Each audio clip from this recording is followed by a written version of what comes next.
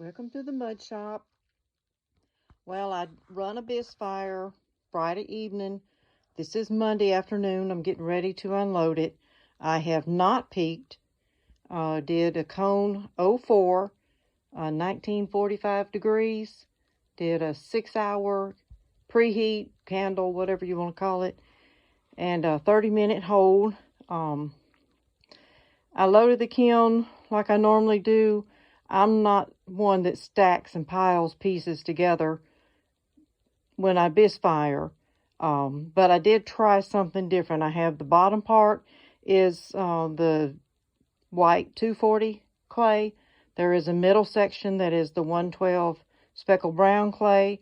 I don't like to mix it all on one shelf because it emits gases and changes the color of your white clay.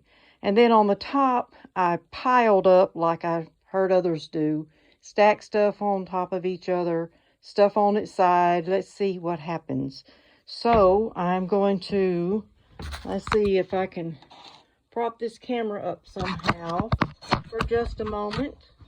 Nope, I don't guess I can. So I'm going to unlock it and lift it.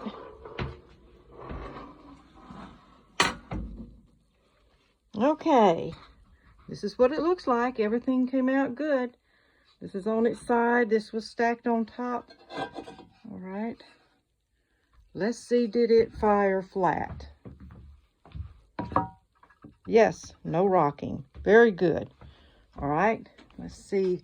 I did not fire these together because it would have been too tall, and I've put it off several times.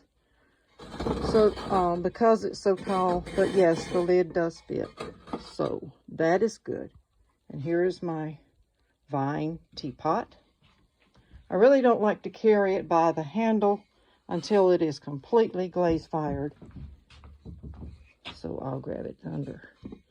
And this is the teapot. You can see down the spout. Okay. Turned out good, even though I fired them separately. All right, stacked here is another plate. We'll see. This one has no foot. They're more apt to warp. And it stayed flat. Very good. I'm going to make you dizzy going back and forth. Here's my pedestal bowl. I did stack it on top of this chicken plate, which is underglaze transfers. You're not supposed to stack anything on it because it's possible it may stick. It did not. It did transfer a little bit of the blue, but I can sand that off before I glaze it. So that seems like it's fine. You can see the petals in the flowers all carved in, so it'll take the glaze real well there. All right. This one I laid on its side. Let me get this little piece out. I did put this in here in a way that if it was to sag here, it would catch it before it warped too much. All right, this is my huge planter, but I really didn't make it as a planter. I wanted it as a utensil holder for silverware for picnics, and I did make this piece. It should fit right in here, so you can put knives, forks, and spoons lined up in here, or remove it and stack your paper plates in here. They should stand up really well. So that is my pumpkin planter slash picnic basket. And it does have a weave like a basket on both sides. And again, like I say, this is not going to be fired to stay in it. I'm going to fire it separately so that it can be removable even after the glaze fire. Okay, I finally got my butter dish done. This one is a long time coming. I made this, and when it dried, the end popped off. I had to throw it away and start over. And when I finally got it ready to do the Bisque fire, I bumped the tray and broke the tray. So I held on to it and waited, remade another tray. I actually broke the tray 2 different times. This is the 3rd try for a tray for this big giant butter dish. It's got one more shrinking to do. But there you go. And it actually can be used separately, but it's got the same texture going down the center as what's on the top of the lid. So we'll see how that works out. Here is my little chicken dish. How about that? Turned out pretty well. And I put a little heart in the center to keep it from sagging in the middle. No wobble. Everything's flat. This is the little pedestal candy dish. Of course, the rest of it all was fired separately, so there's no problem with it warping or not coming out right. So this is the little sweater mug. This was done with a texture rolling pin with a sweater pattern. And here's the pattern on the mug. I get it where the light will shine, and you can see the pattern. And on the bottom also. Okay, well, this is cone 04, so that's pretty good for the top rack. I'm going to sign off and unload the rest of this. I can't do it with one hand, or I could just set it right here and let you hold on. Let me get this out and get this big rack out, big shelf out. Hold up a second and you can see what's under it. Ready? 1, 2, 3. Up it goes. And now you're looking at more pottery. All right. This row is the 110, 112 speckled brown clay, the standard brand. You can see it didn't quite get 04 here, so it was probably an 05 firing. But I think it's going to be fine. Yeah, it's fine. All right. In it I crossed the span of 2 shelves. Now, I would not do this with glaze firing, but for the Bisque fire, I did chance it. Let's see. We'll look at the plate while we're going to the table. It is flat. Yes, it made it. Thumbs up. I did lip to lip on these tree plates. We'll see. They seem to be flat very well. I didn't want to stack them because they're so close to being the same size that if one shrunk before the other one, they would stick together, and I did not want to chance that. And I know I'm late with the trees, but I haven't fired a Bisque fire in quite a while, and the last time I did not put any of the 110 clay in it. Right, I have this one other piece, and then I have the shells to remove. And you can see I've put some stuff on their side.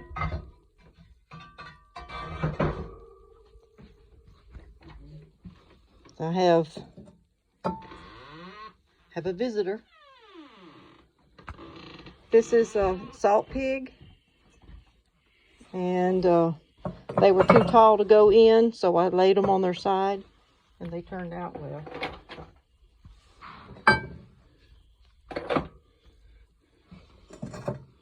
Do you edit that thing? No.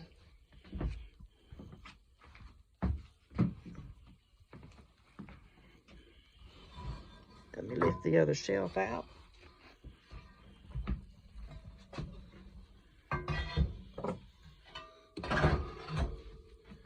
Right.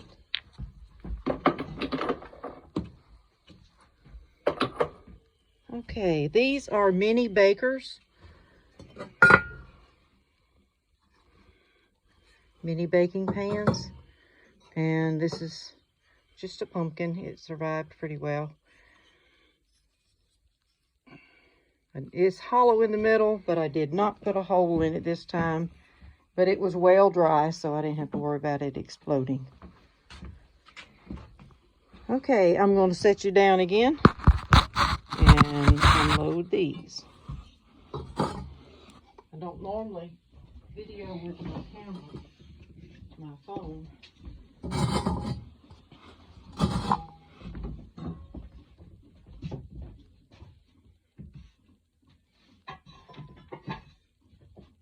And now I'll remove one more shelf.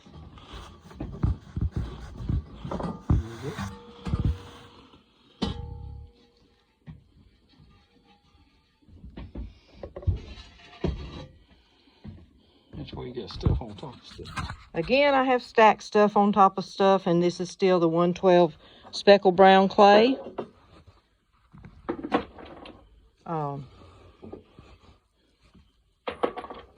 This is a white underglaze transfer.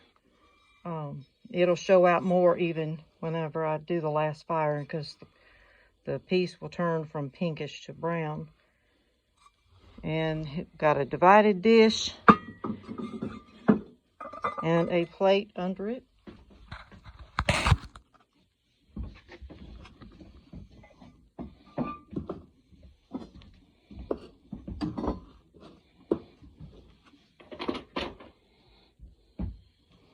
Right, and then I have a rose plate with a foot. I have a pumpkin plate. This will be a baking dish. You can bake it in it. And because it's stacked, it looks white in the center because it got a little hotter in that area with clay on top of clay. Had it, the other one had a foot, it wouldn't have done that. But once you fire it, the final firing, it will not show. Put stuff on top of stuff over here. You can put it on the slab roller behind you. And I'm trying something. I'm trying to make a scoop. And we'll see how that turns out. And again, it did not get to cone 04. It got to cone 05, which I'll keep in mind.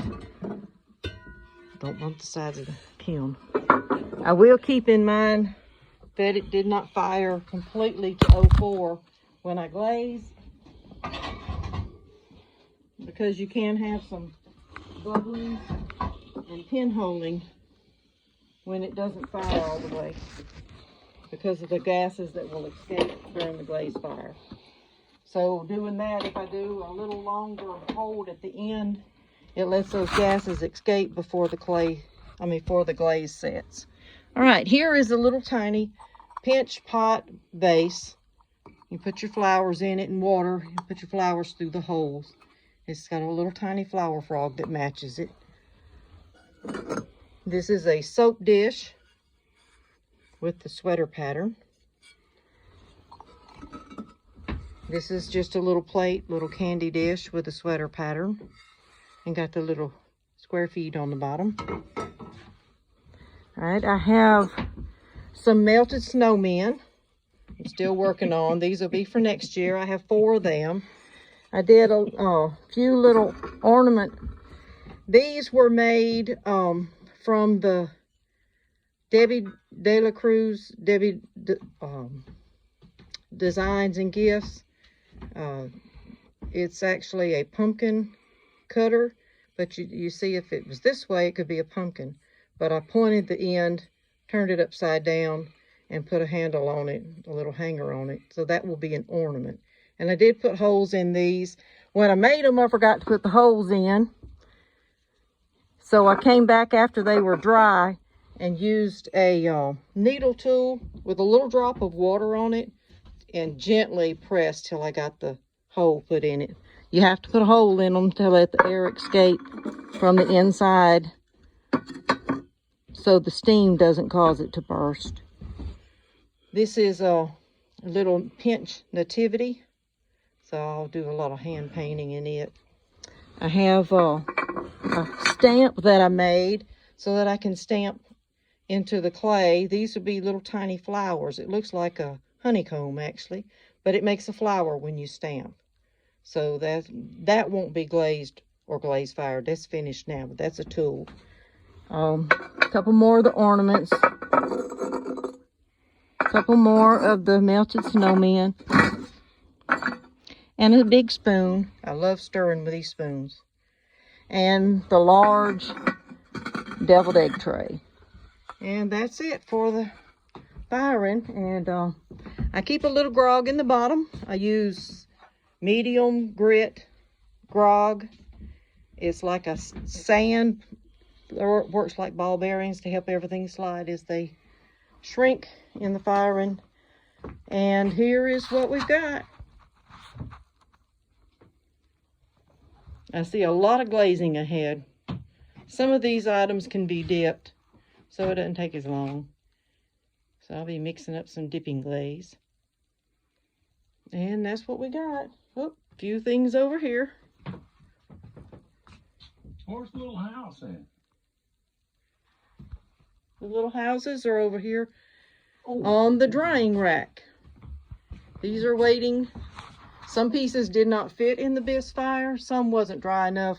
This is a garden bell, a pedestal bowl, a box, a trinket box, 2 little houses, some heart dishes. These are heart rattles. Listen. So that'll be fun when you get them fired. A couple plates and a little basket.